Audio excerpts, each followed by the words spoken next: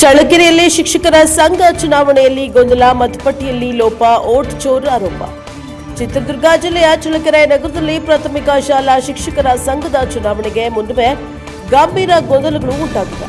ಮತಪಟ್ಟಿಯಲ್ಲಿ ಲೋಪಗಳಿರುವ ಬಗ್ಗೆ ಶಿಕ್ಷಕರು ಆಕ್ರೋಶವನ್ನು ವ್ಯಕ್ತಪಡಿಸಿದ್ದಾರೆ. ಚಳ್ಳಕೆರೆ ನಗರದ ಬಿಸಿನೀರು ಮತ್ತಪ್ಪ ಸರ್ಕಾರಿ ಪ್ರೌಢಶಾಲೆಯ ಕೊಠಡಿಯಲ್ಲಿ ನಡೆಯಲಿರುವ ಈ ಚುನಾವಣೆಗೆ ಸಂಬಂಧಿಸಿದಂತೆ ಹಲವು ಅವ್ಯವಸ್ಥೆಗಳು ಇದೀಗ ಬೆಳಕಿಗೆ ಬಂದಿವೆ. ಶನಿವಾರ ಮತ್ತು ಭಾನುವಾರ ನಾಮಪತ್ರ ಸಲ್ಲಿಕೆಗೆ ಅವಕಾಶವನ್ನು ನೀಡಲಾಗಿದ್ದ ಸಂದರ್ಭದಲ್ಲಿ ನಾಮಪತ್ರ ಸಲ್ಲಿಸಲು ಬಂದ ಸುಮಾರು 15ಕ್ಕೂ ಹೆಚ್ಚು ಆಕಾಂಕ್ಷಿಗಳ ಹೆಸರು ಮತಪಟ್ಟಿಯಲ್ಲಿ ಕಾಣಿಸದೇ ಇರುವುದರಿಂದ ವಿವಾದ ಸ್ಫೋಟಗೊಂಡಿದೆ. ಇನ್ನೊಂದೆಡೆ ಈಗಾಗಲೇ ನಿವೃತ್ತಿ ಹೊಂದಿರುವ ಶಿಕ್ಷಕರ ಹೆಸರುಗಳು ಇನ್ನೂ ಮತಪಟ್ಟಿಯಲ್ಲಿ ಮುಂದುವರೆದಿರುವುದು ಶಿಕ್ಷಕರ ಅಸಮಾಧಾನಕ್ಕೆ ಕಾರಣವಾಗಿದೆ. ಪ್ರತಿ ವರ್ಷ ಶುಲ್ಕವನ್ನು ನಿಯಮಿತವಾಗಿ ಪಾವತಿಸಿರುವ ಶಿಕ್ಷಕರ ಹೆಸರುಗಳೇ ಮತಪಟ್ಟಿಯಿಂದ ಕೈಬಿಟ್ಟಿರುವುದರಿಂದ ವೋಟ್ ಚೋರ್, ಗಾದಿ ಚೋರ್ ಎಂಬ ಗಂಭೀರ ಆರೋಪಗಳು ಕೇಳಿಬರ್ತಾ ಇವೆ. ಮತಪಟ್ಟಿಯಲ್ಲಿ ಉದ್ದೇಶಪೂರ್ವಕವಾಗಿ ಹೆಸರುಗಳನ್ನು ಕೈಬಿಟ್ಟಿದ್ದಾರೆ. ಇದು ಪ್ರಜಾಪ್ರಭುತ್ವಕ್ಕೆ ಧಕ್ಕೆಯಾಗಿದೆ. ತಪ್ಪುಗಳನ್ನು ಸರಿಪಡಿಸುವ ತನಕ ಚುನಾವಣೆಯನ್ನ ಮುಂದೂಡಬೇಕು ಎಂದು ಶಿಕ್ಷಕರು ಆಗ್ರಹಿಸಿದ್ದಾರೆ. ಈ ಹಿನ್ನೆಲೆಯಲ್ಲಿ ಮತಪಟ್ಟಿಯ ಲೋಪದೋಷಗಳನ್ನು ತಕ್ಷಣ ಸರಿಪಡಿಸಿ ನ್ಯಾಯಸಮ್ಮತವಾಗಿ ಚುನಾವಣೆಯನ್ನ ನಡೆಸಬೇಕೆಂಬ ಒತ್ತಾಯ ಹೆಚ್ಚಾಗಿದೆ. ಅಧಿಕಾರಿಗಳು ಈ ಬಗ್ಗೆ ಯಾವ ಕ್ರಮ ಕೈಗೊಳ್ಳುತ್ತಾರೆ ಎಂಬುದನ್ನು ಇದೀಗ ಕಾದು ನೋಡಬೇಕಾಗಿದೆ. Bureau report Mounesh Achar, NKS TV4 Challakere. ನಮಸ್ಕಾರ ಸರ್. ಈ ದಿನ ನಾವು ಇಲ್ಲಿ ನಿಮ್ಮ ಮುಖಾಂತರ ನಾವೊಂದು ಸ್ವಲ್ಪ ಕರ್ನಾಟಕ ರಾಜ್ಯ ಪ್ರಾಥಮಿಕ ಶಾಲಾ ಶಿಕ್ಷಕರ ಸಂಘದ ಚುನಾವಣೆ 2026 31ನೇ 5 ವರ್ಷದ ಅವಧಿಗೆ ಚುನಾವಣೆ ಏನು ಘೋಷಣೆ ಮಾಡಿತ್ತು, ಆ ಒಂದು ಸಂಘದ ಸೂಚನೆ ಬೈಲಾ ನಿಯಮಾನುಸಾರ ಇವತ್ತು.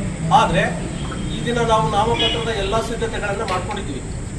ನಾಮಪತ್ರ ಸಲ್ಲಿಸಲಿಕ್ಕೆ ಬಂದ ಸಂದರ್ಭದಲ್ಲಿ ನಾವೇನು ಇಲ್ಲಿ ನಿಂತಿದ್ದೀವಿ, ಸುಮಾರು ಒಂದು 20 ರಿಂದ 30 ಜನ ಅಭ್ಯರ್ಥಿಗಳಿಗೆ ಕಣಕ್ಕೆ ಇಳಿತಾ ಇದ್ವಿ. ಕಣಕ್ಕೆ ಇಳಿತಕ್ಕಂಥ ನಮ್ಮವೇ ಮತದಾರ ಪಟ್ಟಿಯಲ್ಲಿ ಹೆಸರುಗಳು ಇಲ್ಲ. 12 ಜನ, ಸದ್ಯದಲ್ಲಿ 12 ಜನ, ಇನ್ನೂ ಹುಡುಕಿದ್ರೆ ಇನ್ನೂ 10-12 ಜನ ಸಿಗ್ಬೋದು ಸರ್. ಈಗ ನಾವು ಮತದಾರ ಪಟ್ಟಿಯಲ್ಲಿ ಚುನಾವಣಾ ಅಭ್ಯರ್ಥಿಗಳಾಗಿ ಸ್ಪರ್ಧಿಸ್ತಕ್ಕಂಥ ನಮ್ಮವೇ ನಾಮಪತ್ರ ಸಲ್ಲಿಸುವಾಗ ಹೆಸರುಗಳು ಇಲ್ಲ ಅಂದಮೇಲೆ ನಮ್ಮ ನಾಮಪತ್ರ ಅವರು ಚುನಾವಣಾಧಿಕಾರಿಗಳು ಯಾವ ರೀತಿ ಸ್ವೀಕರಿಸ್ತಾರೆ? ಮತ್ತೆ ನಾವಾದರೂ ನಮ್ಮ ಮತವನ್ನು ಹಾಕೊಳ್ಳಿಕ್ಕೆ ನಾವು ಹಕ್ಕನ್ನು ಹೊಂದಕ್ಕೆ ಸಾಧ್ಯ? ಮೊನ್ನೆ ಇದ್ದಂಥ ಹಳೆ ವೋಟರ್ ಲಿಸ್ಟಲ್ಲಿ ಹೆಸರಿತ್ತು, ನಮ್ಮೆಲ್ಲರಿಗೂ ಹೆಸರಿದ್ವು. ಇವತ್ತಿಗೆ ಕಳಿಸಿತ್ತು, ನಿನ್ನೆ ರಾತ್ರಿ ಅನುಮೋದನೆಗೊಂಡಂಥ ಪಟ್ಟಿಯಲ್ಲಿ ಈ ದಿನ ನಮ್ಮ ಎಲ್ಲರ ಹೆಸರುಗಳು ಮಾಯ ಆಗಿದ್ದಾವೆ. ದಯವಿಟ್ಟು ಇದು ಪ್ರಜಾಪ್ರಭುತ್ವದಲ್ಲಿ ನಾವೆಲ್ಲರೂ ಸಹ ಹಕ್ಕನ್ನ ಪಡೆದಿದ್ದೀವಿ. ನಾವು ಪಡೆದಿದ್ದೀವಿ.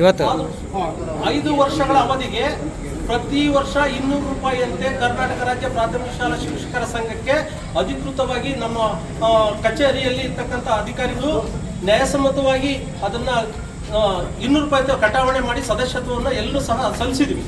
ಆ ಸಲ್ಲಿಸಿದ್ರೂ ಸಹ ನಾವು ಮತದಾನ ಮಾಡಲಿಕ್ಕೆ ಸದಸ್ಯತ್ವ ಹೊಂದಿದ್ರೂ ಸಹ ಅರ್ಹರಿದ್ರೂ ಸಹ ನಮ್ಮ ಹೆಸರುಗಳು ಡಿಲೀಟ್ ಏನಾಗಿದ್ದಾವೋ ಗೊತ್ತಿಲ್ಲ. ಅದು ಯಾವ ಕಾರಣಕ್ಕಾಗಿ ನಮ್ಮ ಹೆಸರುಗಳು ತೆಗೆದಿದ್ದಾರೋ ಗೊತ್ತಿಲ್ಲ, ಯಾರು ತೆಗೆದ್ರೋ ಗೊತ್ತಿಲ್ಲ. ದಯವಿಟ್ಟು ಇದು ಮತದಾರ ಪಟ್ಟಿ ತಮಗೆ ಎಲ್ರಿಗೂ ಸಹ ಕೊಡ್ತೀವಿ, ತೋರಿಸ್ತೀವಿ, ನಿಮಗೂ ಸಹ ಕೊಡ್ತೀವಿ. ಇದು ಎಲ್ಲ ಒಂದ್ ಕಡೆ ನಮಗೆ ಈ ದಿನ ಪ್ರಜಾಪ್ರಭುತ್ವದಲ್ಲಿ ನಮಗೆ ಕಗ್ಗೊಲೆ ನಡೀತಾ ಇದೆ. ನಮಗೆ ಈ ದಿನ ನಡೀತಕ್ಕಂಥ ಚುನಾವಣೆ ನ್ಯಾಯಸಮ್ಮತವಾಗಿಲ್ಲ. ಮತದಾರ ಪಟ್ಟಿಯನ್ನು ಮತ್ತೊಮ್ಮೆ ಪರಿಶೀಲಿಸಿ ಬದುಕಿರುವಂಥ ಎಲ್ಲ ನಮ್ಮ ಏನು ಹಾಲಿ ಸದಸ್ಯತ್ವವನ್ನು ಹೊಂದಿರತಕ್ಕಂಥ ಎಲ್ಲ ಶಿಕ್ಷಕಿಯರ ಮತದಾರ ಪಟ್ಟಿಯನ್ನು ಮತ್ತೊಮ್ಮೆ ಸೇರಿಸುವುದರ ಮೂಲಕ ಪರಿಶೀಲನೆ ಮಾಡಿ ಅದನ್ನ ನ್ಯಾಯಸಮ್ಮತವಾಗಿ ಮುಂದಿನ ದಿನಗಳಲ್ಲಿ ಯಾವುದೇ ರೀತಿಯ ಅವಘಡಗಳು, ತೊಂದರೆಗಳು ಆಗದ ರೀತಿಯಲ್ಲಿ ನ್ಯಾಯಸಮ್ಮತವಾಗಿ ಚುನಾವಣೆ ನಡೆಸಿಕೊಡ್ಲಿಕ್ಕೆ ತಾವೆಲ್ಲರೂ ಸಹ ಈ ಮಾಧ್ಯಮ ಮುಖಾಂತರ ಸಹಕಾರ ಕೊಡಬೇಕು ಅಂತೇಳಿ ಕಳಕಳಿಯಿಂದ ತಮ್ಮೆಲ್ಲರ ಪರವಾಗಿ ಮನವಿಯನ್ನು ಮಾಡ್ತಾ ಇದ್ದೀವಿ. ಬರೀ ಎಲೆಕ್ಷನ್ ಸ್ಪರ್ಧೆ ಮಾಡೋದು ಆಕಾಂಕ್ಷಿಗಳು ರದ್ದು ಮಾಡಿದಾರೆ ಅಥವಾ ಎಲ್ಲ ರದ್ದು ಮಾಡಿದಾರೆ? ಸ್ಪರ್ಧಾಳುಗಳು ಏನಿದೆ ಸ್ಪರ್ಧೆಯನ್ನು ಹನುಮಂತರಾಯ್ DT ಅಂತೇಳಿ ನಾನು ಕೂಡ ಈ ಹಿಂದೆ 3 ಬಾರಿ ಕೂಡ ಪ್ರಾಥಮಿಕ ಶಾಲಾ ಶಿಕ್ಷಕರ ಸಂಘದಲ್ಲಿ ಸದಸ್ಯನಾಗಿ, ಪ್ರಧಾನ ಕಾರ್ಯದರ್ಶಿಯಾಗಿ, ಹಾಗೆ ಈಗ ಆಲ್ರೆಡಿ ಸದಸ್ಯನಾಗಿ ಕೂಡ ಇಲ್ಲಿ ಕೆಲಸ ಮಾಡಿದ್ದೇನೆ. ಈಗ ಈ ಪ್ರಸ್ತುತ ಸಂದರ್ಭದಲ್ಲಿ ನಡೀತಕ್ಕಂಥ ಈ ಚುನಾವಣೆ ಏನಿದೆ, ಶಿಕ್ಷಕರ ಸಂಘಕ್ಕೆ ನಡೀತಕ್ಕಂಥ ಪ್ರಾಥಮಿಕ ಶಾಲಾ ಶಿಕ್ಷಕರ ಸಂಘದ ಚುನಾವಣೆಗೆ ಸ್ಪರ್ಧೆ ಮಾಡಬೇಕು ಅಂತ ಹೇಳಿದ್ರೆ ಬೈಲಾದಲ್ಲಿ ಒಂದು ಅರ್ಹತೆ ಇದೆ. ಏನಿದೆ ಬೈಲಾದಲ್ಲಿ? 5 ವರ್ಷಗಳ ಕಾಲ ನಿರಂತರವಾಗಿ ಪ್ರತಿ ವರ್ಷವೂ ಕೂಡ ತಪ್ಪದೆ ಆ ವಂತಿಕೆಯನ್ನು ಪ್ರತಿ ಶಿಕ್ಷಕರು ಕಟ್ಟಬೇಕು. ಕಟ್ಟಿದಾಗ ಅವರಿಗೆ ಚುನಾವಣೆಗೆ ಸ್ಪರ್ಧೆ ಮಾಡ್ತಕ್ಕಂಥ ಒಂದು ಅವಕಾಶ ಇದೆ. ಇದು ಹಿಂದಿದ್ದಲೂ ಕೂಡ ಜಾರಿಯಲ್ಲಿರ್ತಕ್ಕಂಥ ಕ್ರಮ. ಸೊ ಹಾಗಾಗಿ ನಮ್ಮ ಎಲ್ಲ ಸ್ನೇಹಿತರು ಪ್ರತಿ ವರ್ಷವೂ ಕೂಡ 200 ರೂಪಾಯಿಗಳ ವಂತಿಕೆಯನ್ನು ನಮ್ಮ ಕರ್ನಾಟಕ ರಾಜ್ಯ ಪ್ರಾಥಮಿಕ ಶಾಲಾ ಶಿಕ್ಷಕರ ಸಂಘಕ್ಕೆ ಸಲ್ಲಿಕೆ ಆಗಿದೆ. ಅದಕ್ಕೆ ಸಂಬಂಧಪಟ್ಟಂತೆ ನಮ್ಮ ಡ್ರಾಯಿಂಗ್ ಅಥಾರಿಟಿಯಲ್ಲಿ ಕೂಡ ಕಟಾವಣೆ ಆಗಿದೆ. ಆದರೂ ಕೂಡ ಇವತ್ತು ಉದ್ದೇಶಪೂರ್ವಕವಾಗಿ ನಮ್ಮ ಸ್ನೇಹಿತರು ಚುನಾವಣೆಗೆ ಸ್ಪರ್ಧೆ ಮಾಡಬಾರ್ದು ಅನ್ನುವಂಥ ಹಿನ್ನೆಲೆ ಇಟ್ಕೊಂಡು ಅವರು ಒಂದು ಮತದಾರರ ಪಟ್ಟಿಯಲ್ಲಿ ಹೆಸರನ್ನು ಸುಮಾರು ಒಂದು 12-13 ಜನದ್ದು ಈಗೇನು ಅಭ್ಯರ್ಥಿಗಳು ನಾಮಪತ್ರವನ್ನು ಸಲ್ಲಿಕೆ ಮಾಡೋಕ್ಕೆ ಬಂದಿದ್ದಾರೆ ಆ ಹೆಸರುಗಳು ಕಾಣೆಯಾಗಿದೆ. ಆಮೇಲೆ ಇನ್ನೊಂದು ವಿಶೇಷವಾದ ಇದನ್ನು ನಾನು ಇವತ್ತು ಕೇಳ್ಬಿಟ್ಟಿದ್ದೀನಿ. ಈ ಹಿಂದೆ ಅವತ್ತೂ ಕೂಡ ಇಲ್ಲದೆ ಇರುವಂಥ ಒಬ್ಬ ತಾಲೂಕು ಅಧ್ಯಕ್ಷರಿಂದ ಬೇಬಾಕಿ ಪತ್ರವನ್ನು ತಂದು ಸಹಿ ಮಾಡಿಸ್ಕೊಂಬಂದರೆ ಚುನಾವಣೆಗೆ ಸ್ಪರ್ಧೆ ಮಾಡ್ಬೋದು ಅನ್ನೋವಂಥದ್ದು ಇದೆ. ಇದು ಈ ಹಿಂದೆ ಕೂಡ ಎಂದು ನಾವು ಕೇಳಿದ್ದಿಲ್ಲ. ನಾನು 15 ವರ್ಷಗಳು ನಾನು ಸೇವೆ ಇದನ್ನು ಮಾಡಿದೆ.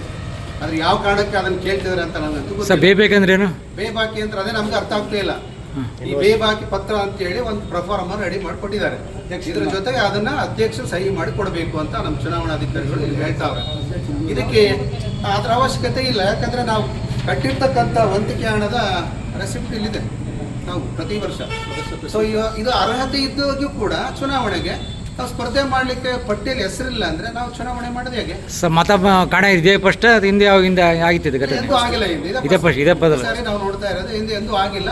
ಸೊ ಈ ಥರ ತುಂಬ ಅನ್ಯಾಯ ಆಗ್ತಾ ಇದೆ. ಅದನ್ನು ಇದು ಸರಿಪಡಿಸುವವರೆಗೂ ದಯಮಾಡಿ ಈ ಚುನಾವಣೆ ಪ್ರಕ್ರಿಯೆಯನ್ನು ಇಲ್ಲಿಗೆ ನಿಲ್ಲಿಸಬೇಕು ಅಂತ ಹೇಳಿ ನಿಮ್ಮ ಮೂಲಕ ನಾವು ಆಗ್ರಹ ಏನೋ ದೂರು ಕೊಡಿದ್ರಿ ಈಗ ಚುನಾವಣೆ ನಿಲ್ಸಕ್ಕೆ ಏನಾರ ಸಂಬಂಧಪಟ್ಟ ಮೇಲಾಧಿಕಾರಿ ನಿಮ್ದು ಯಾವ ಸಂಬಂಧ ಚುನಾವಣೆ ಅದು ಸರ್ ಇದು ಯಾವುದೇ ಇಲ್ಲ ಸರ್. ಇಲ್ಲ ಸರ್, ಅಂಥದ್ದು ಯಾವುದೇ ಇಲ್ಲ ಬ್ಯಾಂಕೇ ಇಲ್ಲ. ಸರ್ ಈಗ ಚುನಾವಣೆ ನಿಲ್ಸಕ್ಕೆ ಅಲ್ಲ ಸರ್ ಚುನಾವಣೆ ನಿಲ್ಸಕ್ಕೆ ಚುನಾವಣಾಧಿಕಾರಿ ದೂರು ಕೊಡ್ತೀರಾ? ಇದು ಒಂದು ಅನಾಮಧೇಯ ಪತ್ರ.